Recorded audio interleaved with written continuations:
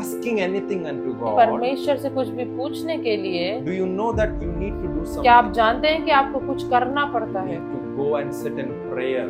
आपको जाना है और प्रार्थना में In बैठना an है। order to ask something unto God, अब परमेश्वर से कुछ पूछने के लिए you need to just go and sit in prayer आपको जाना है और प्रार्थना में so बैठना that you है, can ask anything unto God. ताकि आप परमेश्वर से कुछ भी पूछ सके। Well, you need to start asking God in prayer, आपको परमेश्वर से प्रार्थना के द्वारा पूछना शुरू करना पड़ेगा, because in your prayer time only you are able to ask God about something which you desire. क्योंकि आप प्रार्थना के समय में ही, उस प्रार्थना के दौरान ही परमेश्वर से कुछ पूछ सकते हैं जो आपके हृदय में जो बात है। As because your prayer is actually your mode of communication between you and your Father God. क्योंकि प्रार्थना करना ही एक वो जरिया है जो आपको और आपके परमेश्वर के बीच में उस बातचीत को कर, Through your prayer only you are able to communicate with God. प्रार्थना के द्वारा ही आप परमेश्वर के साथ में बातचीत कर सकते हैं। Through your prayer only you are able to have a conversation, to and fro conversation with God. आप प्रार्थना के दौरान ही परमेश्वर के साथ में एक आमने सामने जैसे बातचीत करते हैं वैसे कर सकते हैं, Because your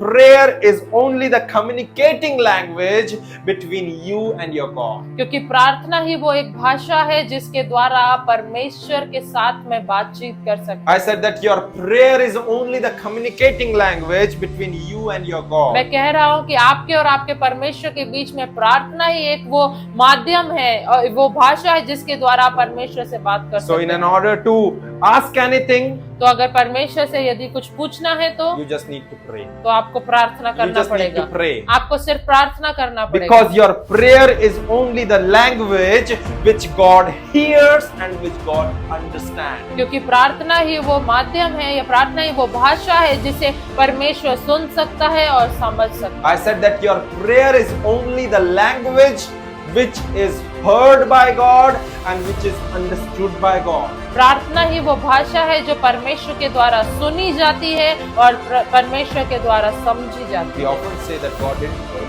which हम कई बार कहते हैं कि परमेश्वर ने मेरी प्रार्थना नहीं सुनी, means we are just skipping the key thing that if God is able to hear our prayer, then our prayer is kind of a voice that we are raising unto God.